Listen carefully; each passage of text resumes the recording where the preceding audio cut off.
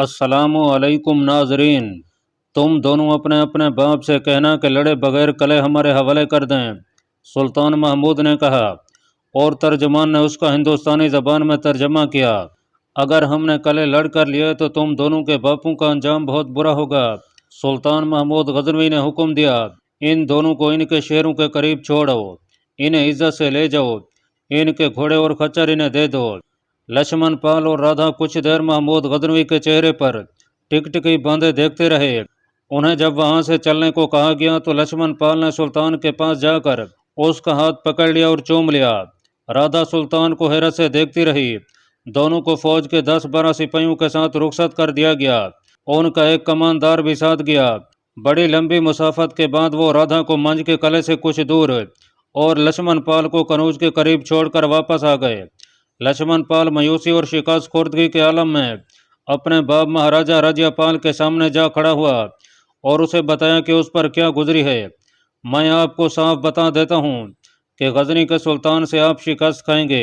لکشمن پال نے اپنے باپ سے کہا، آپ اسے شکست نہیں دے سکتے پتا جی مہاراج، میں نے غزنی کے اس سلطان کی آنکھوں میں جادو کا اثر دیکھا ہے۔ اس کی فوج کے حاکم کسی اور ہی مٹی کے بنے ہوئے معلوم ہوتے ہیں۔ ان کی فتح کا راز کچھ اور ہے۔ کون رادھا جیسی نوجوان اور خوبصورت لڑکی کو اور اپنے دشمن کے بیٹے کو اس طرح رہا کرتا ہے؟ لکشمن پال نے اپنے باپ کو سارا واقعہ سنایا۔ مورخوں نے لکھا ہے کہ کنوج کے مہاراجہ راجہ پال پر ایسا تاثر طاری ہو گیا کہ اس نے خفیہ طور پر اپنا تمام خزانہ کنوج سے دور پہاڑی علاقے میں منتقل کرنے کا حکم دے دیا۔ اسی رات خزانہ ایسے طریقے سے قلعے سے نکلنے لگا کہ کسی کو ذرا سا بھی شک نہیں ہوتا تھا۔ رادھا جب اپنے باپ رائے چندا کو بتا رہی تھی کہ اسے اور لکشمن پال کو سلطان نے کس طرح رہا کیا ہے تو اسے یقین نہ آیا۔ اس نے کہا کہ راجپوت اپنی بے عزتی کا انتقام لیں گے۔ سلطان محمود غزنوی نے کچھ دستے متھرا میں رہنے دیے اور باقی فوج کو کوچ کا حکم دے دیا۔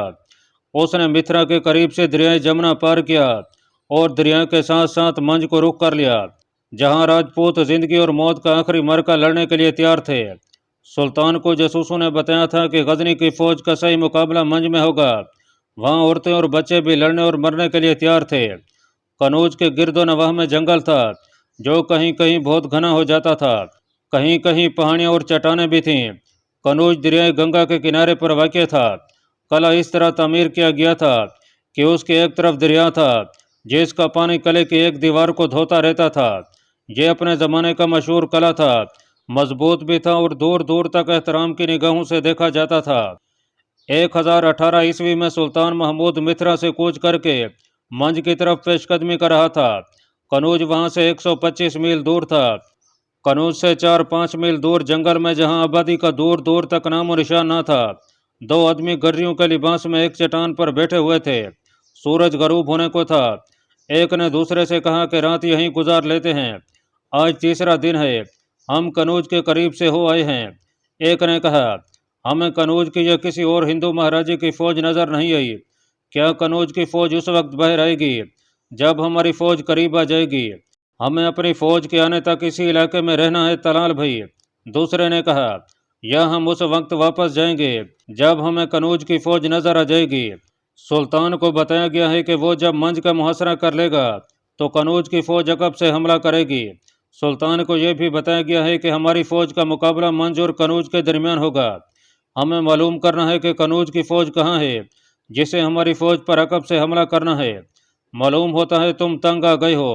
نہیں سالے، طلال نے کہا، میں اتنی جلدی تنگ آنے والا نہیں۔ میرا خیال ہے کہ مہاراجہ کنوج باہر آ کر لڑنے کی جرات نہیں کرے گا۔ یہی تو ہمیں معلوم کرنا ہے کہ وہ ایسی جرات کرے گا یا نہیں۔ سالے نے کہا، ہم دونوں غزنی کی فوج کی 2 آنکھیں ہیں، ہمیں سلطان محمود کو بتانا ہے کہ جنگل صاف ہے یا یہاں کوئی خطرہ ہے، آؤ پھر یہیں سو جائیں۔ طلال نے کہا، سردی تو بہت ہے لیکن رات گزر جائے گی۔ طلال ابراہیم اور صالح بروک ہندوستانی مسلمان تھے۔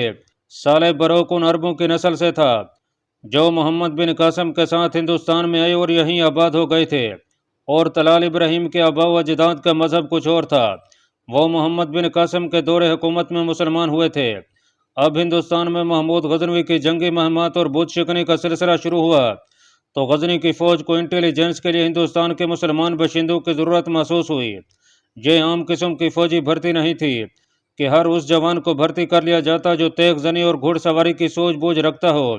جاسوسی کے لیے ایسے افراد کی ضرورت تھی جو دماغی لحاظ سے غیر معمولی طور پر تیز اور ذہین تھے، اور جو اداکاری کی مہارت رکھتے تھے، اور جو کئی روز تک ہر قسم کے موسمی حالات میں جنگلوں، پہاڑوں، صحراؤں اور میدانوں میں تندرست رہنے کی اہلیت رکھتے تھے۔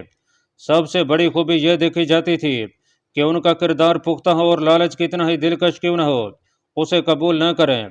ان میں بندروں کی پھرتی، گھوڑے کی طاقت، عقاب کی نظر اور چیتے کی جھپٹ کا ہونا بھی لازمی تھا۔ بنیادی ضرورت ایمان کی تھی۔ ہندوستان کے مسلمانوں میں جذبہ موجود تھا۔ ہندوستان بے شمار راجوں مہاراجوں میں بٹا ہوا تھا، وہ سب ہندو تھے اور وہ مسلمانوں پر بھروسہ نہیں کرتے تھے۔ جب سے سلطان محمود کے حملے شروع ہوئے تھے، ہندوؤں نے ہر مسلمان کو غزنی کا جاسوس سمجھنا شروع کر دیا تھا۔ اس کے باوجود یہاں کے مسلمان غزنی کی فوج کی مدد اور رہنمائی کرتے تھے، اور کئی ایک باقاعدہ مشرف بن گئے تھے، مگر ان میں کوئی ایسا بھی نکل آتا تھا جو اپنے نفس کے دھوکے میں یا ہندوستان کے بچھائے ہوئے دلکش جال میں آ جاتا تھا۔ طلال ابراہیم اور صالح بروک سلطان محمود کی انٹیلیجنس کے مشرف تھے۔ سلطان محمود کو متھرا میں بتایا گیا تھا کہ اس نے جس آسانی سے متھرا فتح کر لیا ہے، اتنی آسانی سے قنوج کا قلعہ سار نہیں کر سکے گا، اور جب دریائے جمنا کے کنارے پر واقع منج نام کے قلعے کا محاصرہ کرے گا تو قنوج کی فوج اس پر عقب سے حملہ کرے گی، اور اسے دریائے گنگا اور جمنا کے درمیانی علاقے میں لڑنا پڑے گا، جس میں اس کے شکست کا امکان زیادہ ہے۔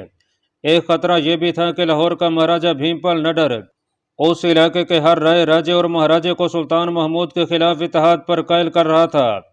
خطرہ یہ تھا کہ وہ اپنی فوج بھی لے آیا ہوگا۔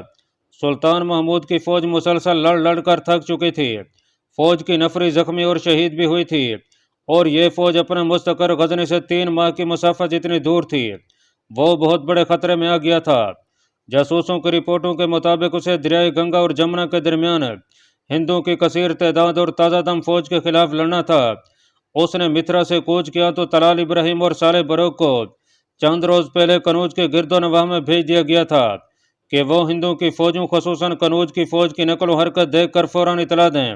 دونوں کو اس علاقے میں غریب اور خانہ بدوش گڈریوں کے بھیس میں گھومتے پھرتے 3 دن ہو گئے تھے۔ انہوں نے بلند درختوں اور پہاڑیوں پر بھی چڑھ کر دیکھا تھا، انہیں کسی فوج کا نام و نشان نظر نہیں آ رہا تھا۔ انہوں نے دریائے گنگا کو بھی دیکھا تھا، انہیں فوج کی کوئی کشتی نظر نہیں آئی تھی۔ ان دونوں میں طلال ابراہیم کچھ اکتایا سا لگ رہا تھا۔ عربی نسل کا صالح بروک پہلے روز کی طرح تر و تازہ تھا، وہ اپنے فر سے کوتاہی نہیں کرنا چاہتا تھا۔ نومبر کا مہینہ تھا اور اس علاقے میں سردی خاصی زیادہ ہو گئی تھی۔ وہ چٹان پر ایسی جگہ لیٹ گئے جہاں سرد ہواؤں سے بچنے کے لیے اوٹ موجود تھی۔ رات کا پہر گزر چکا تھا جب صالح بروک کی آنکھ کھل گئی۔ وہ کچھ آوازوں سے جاگ اٹھا تھا۔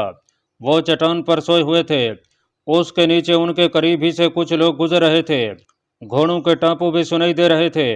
صالح کو روشنی بھی نظر آئی، وہ کروٹ بدل کر پیٹ کے بل ہو گیا اور چند گز آہستہ آہستہ رینگ کر آگے ہو گیا، جہاں سے اسے اپنے نیچے ایک عجیب قافلہ گزرتا دکھائی دیا۔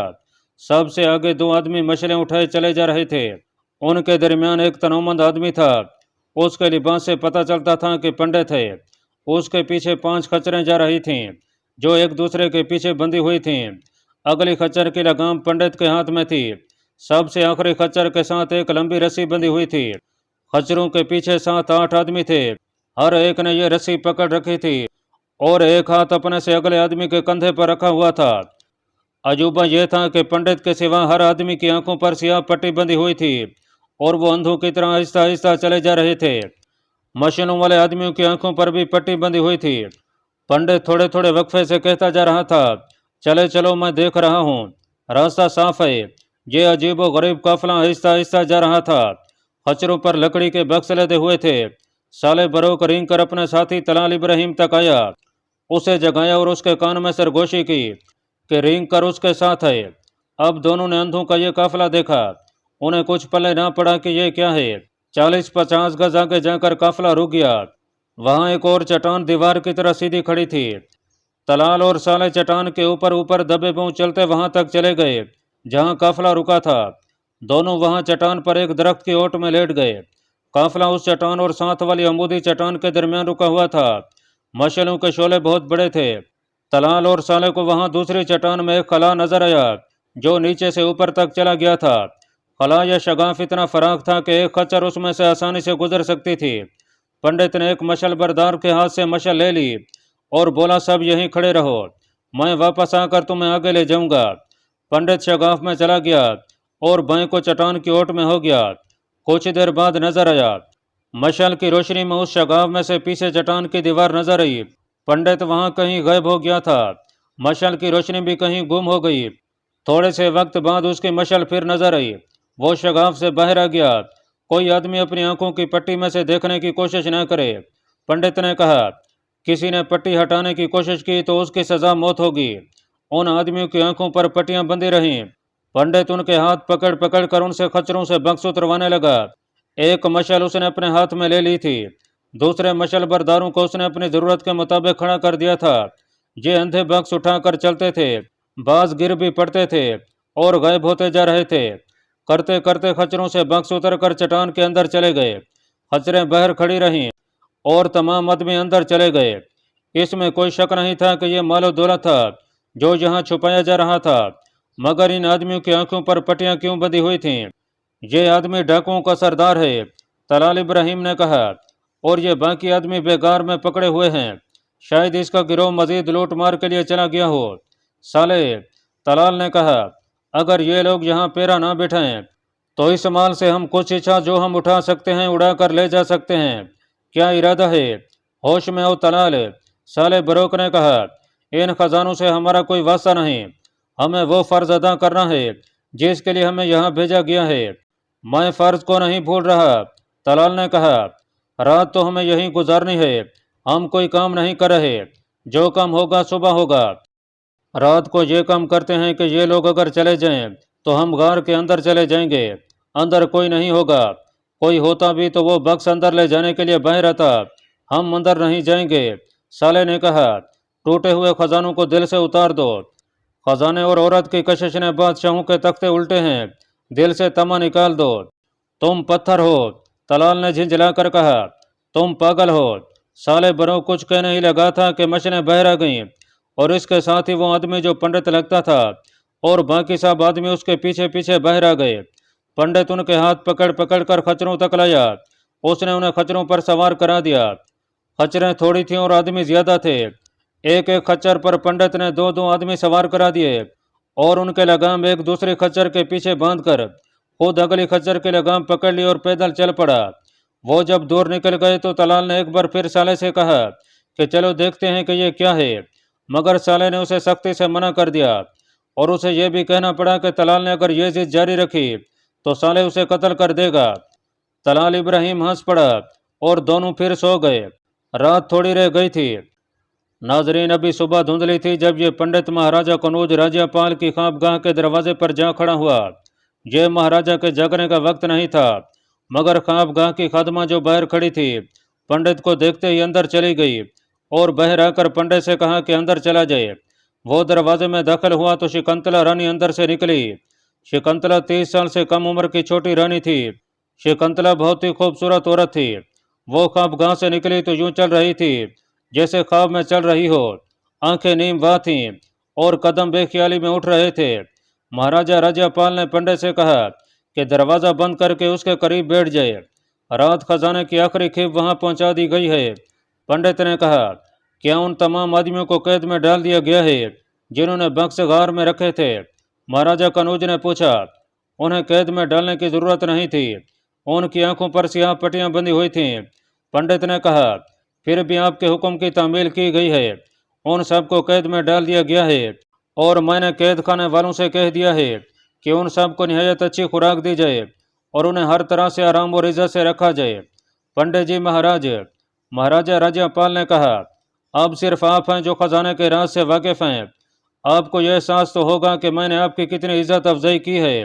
अपनी फौज के सेनापति तक को इस राज में शरीक नहीं किया। और आप ये भी सोचें कि शकुंतला रानी से मुझे कितना प्यार है, मगर मैंने उसे भी नहीं बताया कि मैं तमाम तर खजाना कला से कहीं और मुंतकिल कर चुका हूँ। महाराज को मुझ पर किसी किस्म का शक नहीं करना चाहिए।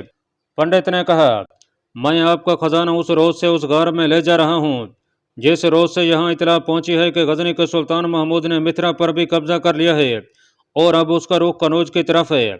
आप खुद जाकर वो जगह देख आए हैं जो मैंने उस पहाड़ी के अंदर बनवाई है। राजमहल में भी किसी को पता नहीं चल सका कि एक रात आप मेरे साथ वहां गए थे। आज मैंने आपके जरो दौलत की आखिरी खिप भी उस जगह पहुंचा दी है।